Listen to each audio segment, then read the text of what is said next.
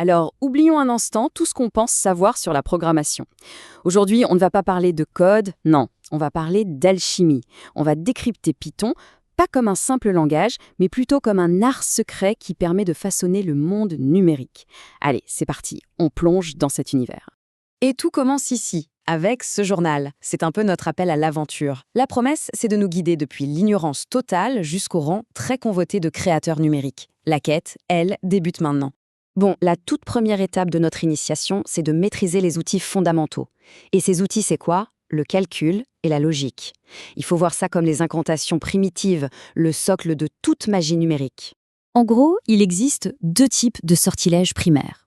D'un côté, on a ceux qui calculent, qui fusionnent des ingrédients pour forger de nouvelles réalités. De l'autre côté, on a ceux qui décident, qui utilisent la logique pour choisir un chemin et ouvrir les bonnes portes. Et attention, comme dans toute alchimie, le code exige une précision absolue. L'ordre sacré du PEMDAS, ce n'est pas une suggestion, c'est une loi. Sans cet ordre, nos sortilèges échoueraient lamentablement. La rigueur, c'est vraiment le point crucial. La logique, elle agit un peu comme le gardien du temple. On utilise des clés de comparaison pour lui demander si une condition est vraie. Si la réponse est oui, hop, la porte Yves s'ouvre. Sinon, la porte Else reste bien fermée. C'est exactement comme ça qu'un programmeur prend ses décisions. C'est bien beau d'avoir des sortilèges puissants, mais ça ne sert à rien si on ne peut pas les organiser. Un bon alchimiste, c'est d'abord et avant tout un alchimiste organisé, capable de mettre la main sur le bon ingrédient au bon moment. Et voici la sacoche magique de l'alchimiste numérique, la liste Python. C'est un espace unique qui peut s'agrandir à volonté, où l'on peut ranger tout notre arsenal, nos potions, nos parchemins, nos données. Tout est là, prêt à être utilisé. Mais attention, il y a une règle, peut-être la plus contre-intuitive de cet inventaire. Pour une machine, tout commence par 0, le néant. Donc, le tout premier objet de notre sacoche n'est pas à la position 1, non, il est à la position 0. C'est un détail, mais un détail crucial pour récupérer le bon outil. Ok, on maîtrise maintenant les bases du calcul et de l'organisation. Il est temps d'aborder une forme de magie un peu plus avancée. Des sortilèges qui peuvent carrément manipuler la répétition et le flux même du temps.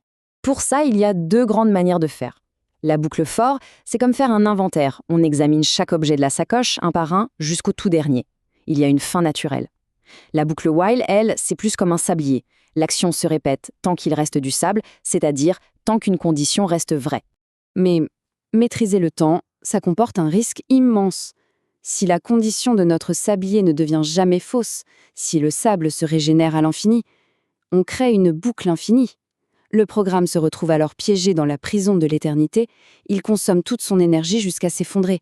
C'est le cauchemar de tout alchimiste. Alors, comment on fait pour éviter de répéter sans cesse les mêmes erreurs, les mêmes efforts?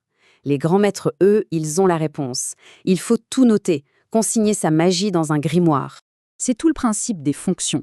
On écrit le sortilège une seule fois, on lui donne un nom et on l'encapsule dans notre grimoire. Après ça, il suffit d'invoquer son nom pour l'exécuter à la perfection, encore et encore, sans jamais avoir à tout réécrire.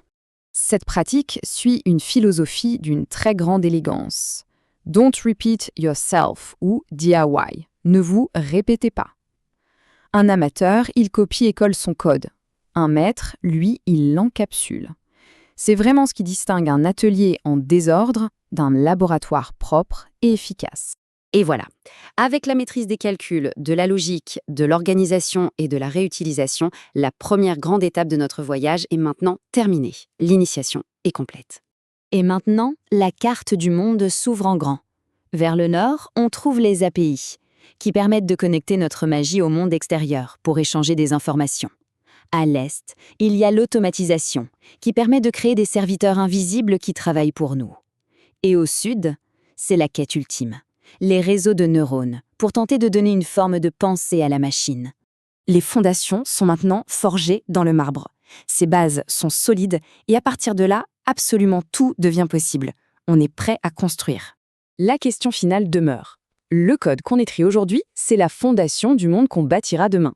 Reste à savoir quel monde sera construit.